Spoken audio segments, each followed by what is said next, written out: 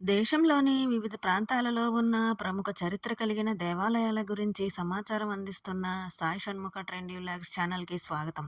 ఈరోజు ఈ వీడియోలో మరొక మహిమాన్వితమైన క్షేత్రం గురించి తెలుసుకుందాం. అదే కదిరి శ్రీ లక్ష్మీ నరసింహస్వామి దేవాలయం. దేశంలో ఎన్నో నరసింహ ఆలయాలు ఉంటాయి, కానీ వాటిలో కేవలం నవనారసింహ ఆలయాలు ఎంతో ప్రత్యేకత కలిగినవి. ఆ నవనారసింహ ఆలయాల్లో అత్యంత ప్రాధాన్యత కలిగిన ఆలయము ప్రహ్లాద సమేత శ్రీ లక్ష్మీ నరసింహస్వామి ఆలయం, కదిరి. కదిరి శ్రీ లక్ష్మీ నరసింహస్వామి దేవాలయం ఆంధ్రప్రదేశ్ రాష్ట్రంలోని శ్రీ సత్యసాయి జిల్లాలోని కదిరిలో నెలకొని ఉంది. ఇది నవనారసింహ క్షేత్రాల్లో ఒకటి.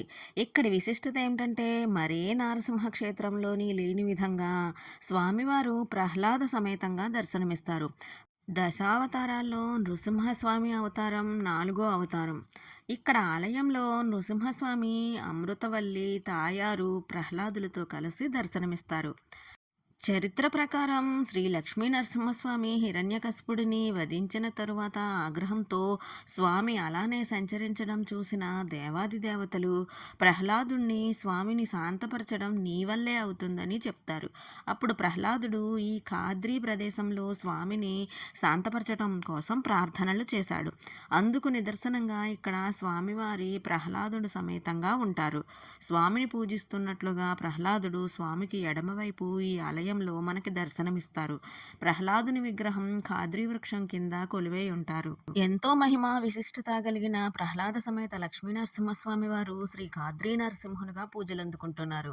కాటమరాయుడా కదిరి నరసింహుడా అంటూ నిత్యం పూజలందుకుంటున్న ఈ మహిమాన్విత క్షేత్రం చూడాలంటే అనంతపురం జిల్లాకు వెళ్లాల్సిందే.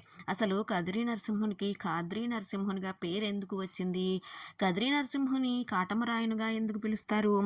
కదిరికి దగ్గరలో ఉన్న గాండ్లపెంట మండలంలోని చండ్ర వృక్షపు కొయ్య స్తంభం నుండి స్వామి ఉద్భవించారని భక్తుల నమ్మకం.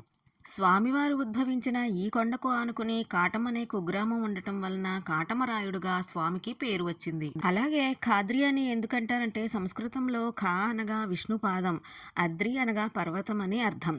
విష్ణువు పాదాలు మోపడం వలన ఈ పర్వతానికి ఖాద్రి అనే పేరు వచ్చింది. కాలక్రమేణా ఖాద్రి కాస్త కదిరిగా మారిందని ఇక్కడ ప్రజలు చెబుతారు. ప్రహ్లాదునితో సహా శ్రీ లక్ష్మీ నరసింహస్వామి దర్శనమిచ్చే ఏకైక దేవాలయం భారతదేశంలో ఇదొక్కటే. విష్ణుమూర్తి 4వ అవతారమైన నరసింహస్వామి స్వయంభువుగా ఇక్కడ వెలిశారు. 13వ శతాబ్దంలో నిర్మించిన ఈ దేవాలయం విజయనగర రాజుల చక్కటి శిల్పకళతో అలరారుతోంది. చుట్టూ ఎత్తైన ప్రహారీ గోడలు, 4 వైపులా 4 ప్రవేశ గోపురాలతో అత్యంత వైభవంగా ఉండే ఈ ఆలయంలో అద్భుతమైన శిల్ప సంపద ఉంది. సైన్స్కే సవాలుగా మారిన ఈ స్వామివారి విగ్రహం నాభి నుండి స్వేదం ఊరుతూ ఉంటుంది. నేటికి స్వామివారు నిజరూపంలో ఇక్కడ ఉన్నారని భక్తుల నమ్మకం. ఖాద్రి లక్ష్మీ నరసింహస్వామి విగ్రహం కూడా ఒక దైవ రహస్యమే. ఈ క్షేత్రంలో మూల విరాట్టుకు అభిషేకం చేసిన తరువాత విగ్రహం నాభి నుంచి వచ్చే స్వేదాన్నే భక్తులు తీర్థంగా స్వీకరిస్తారు.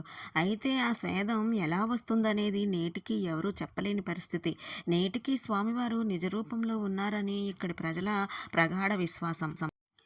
ఆలయానికి పశ్చిమాన ఉన్న గోపురం వైపు వెనుక భాగంలో ఒక కోనేరు ఉంది. దీన్నే భృగుతీర్థం అని పిలుస్తారు. ప్రతి ఏడు సంక్రాంతి సమయాన ఆ స్వామివారు ఉత్సవాలు ప్రారంభమవుతాయి. ముఖ్యంగా సంక్రాంతి రోజున వచ్చే పశువుల పండుగన శ్రీదేవి భూదేవులతో కలిసి వసంతవల్లభుడు కదిరికొండకు పారువేటకు వస్తాడని భక్తుల విశ్వాసం. పారువేట అనంతరం స్వామివారిని ఊరేగింపుగా ఆలయంలోకి తీసుకువస్తారు. దీన్నే రథోత్సవం అంటారు. ఈ రథోత్సవానికి చాలా ప్రాముఖ్యత ఉంది. ఏది ఏమైనా సైన్స్కే సవాలుగా మారిన శ్రీ ఖాద్రి లక్ష్మీ నరసింహస్వామి దేవాలయాన్ని తప్పక చూసి తీరాల్సిందే. వీడియోను చివరి వరకు చూసి మీకు ఎలా అనిపించిందో కామెంట్ సెక్షన్లో కామెంట్ చేయండి. అలాగే వీడియో నచ్చితే కనుక లైక్ చేయండి, షేర్ చేయండి. సాయి షణ్ముఖ ట్రెండీ వ్లాగ్స్ ఛానల్ని సబ్స్క్రైబ్ చేసుకోండి. మరిన్ని మంచి వీడియోల కోసం ఛానల్ని ఫాలో చేయండి. Thank you for watching.